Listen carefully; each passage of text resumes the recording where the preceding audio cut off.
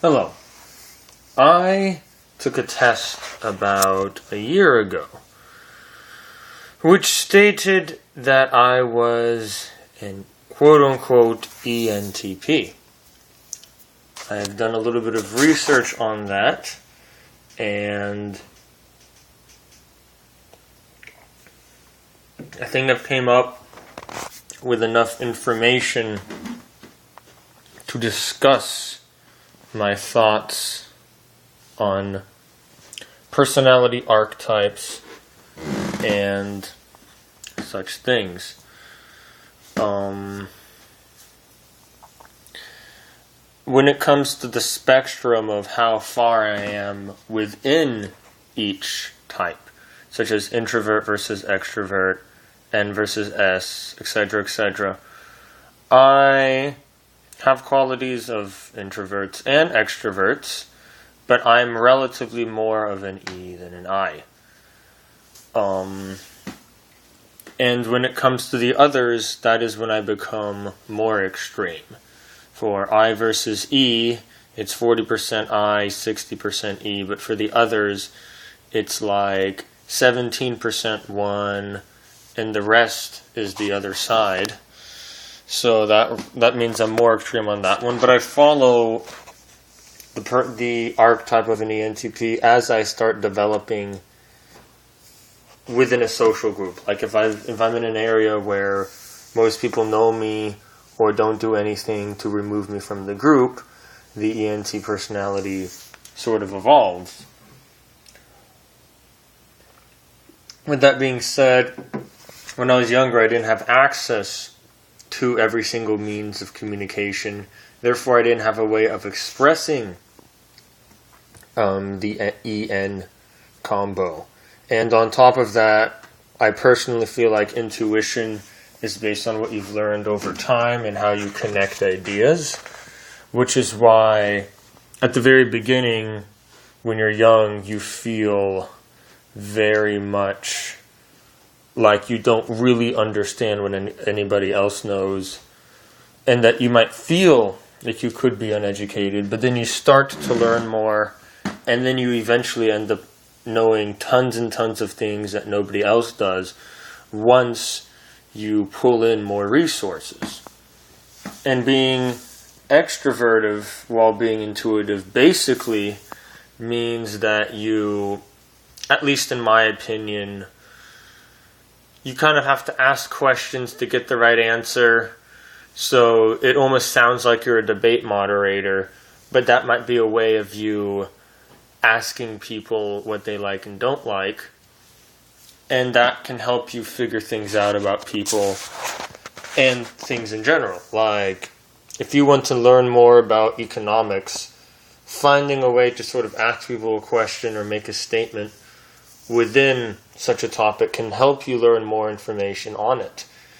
And this is why an ENTP could start knowing only this much about the world, and people will perceive that person as being very, very dumb, but then they can end up here above the average person. And I believe that there's many types that can become that. And when you're in any condition or country where you are allowed to improve yourself, then most people will. However, certain types benefit more from self-improvement, considering that they, per se, like me, if I don't improve, I could end up being worse than other people. So there is an incentive for improvement that might not exist within every single type. However, from my point of view, most people seem like they would be good if they could be better at their talents. So, at least because of this and because I view the world this way, being able to take what I know and make it better is something I prefer. I do music on the side. It's not really a career, but when I try to make music, I try to take those little things I don't like and change them so those little things aren't there. And it's only because it seems to benefit my interest to do so, meaning I do it because I want to make that specific track in that manner. Although when it comes to composing the idea, I do not believe that I could do the entire song by myself. For example, I could write out some of the original riffs, but I could not create some of the leading melodies or even write the thing that a singer has to sing.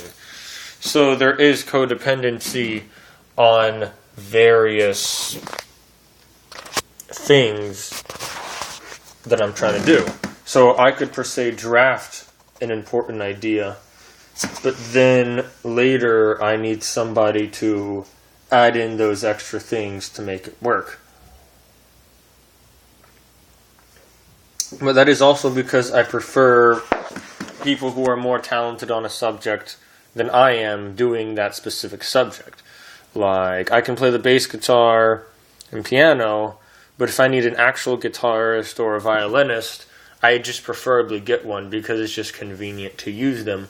So in that return, the music doesn't sound mediocre because of a bassist who is trying to play a guitar but really can't.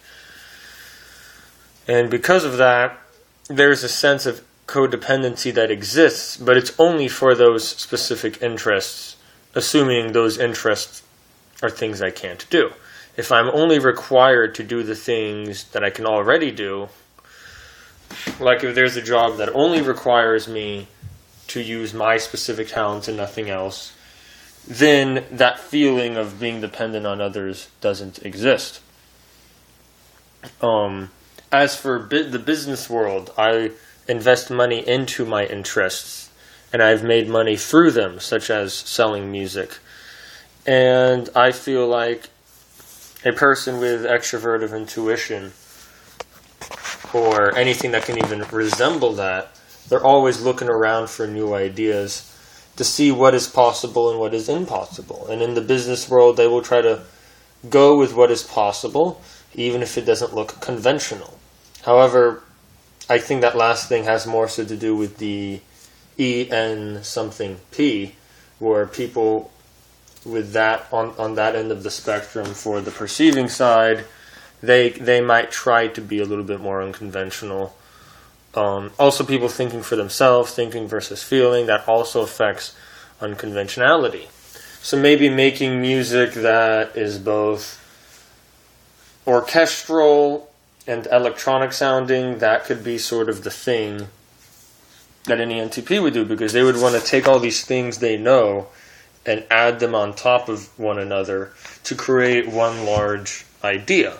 Even though the idea of symphonic music or even electronic music might not be the idea that I invented, I just sort of recreated an idea to make it better.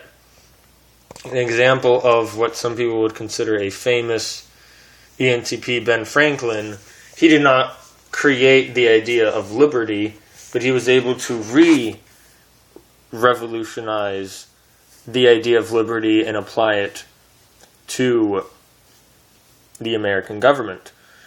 And at the same time, he did so without actually being a politician. And that is also a thing where you could work on the side while doing something without being the main person involved. And that can happen since communication isn't necessarily the same as everybody else's. So connecting to people could be hard. So having to be the leader that has to speak a lot, that can be a little bit troublesome. But working with other people and letting them do the speaking role, that seems to just work, in my opinion. But this is because I know people who are better at communicating and I allow them to do that, and it seems to benefit my interest to do so.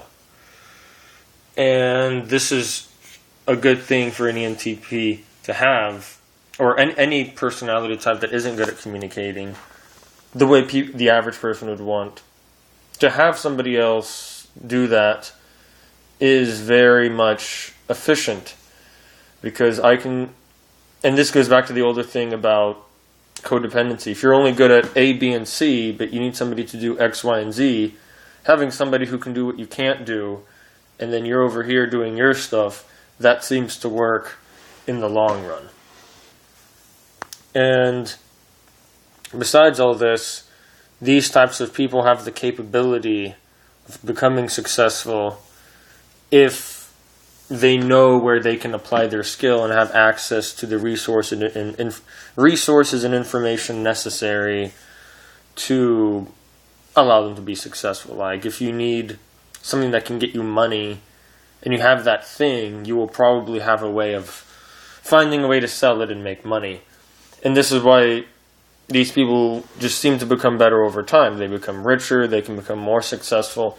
It seems like a group of people who can slowly get better at what they are doing, so long as they're actually making the right decisions and working with the right people.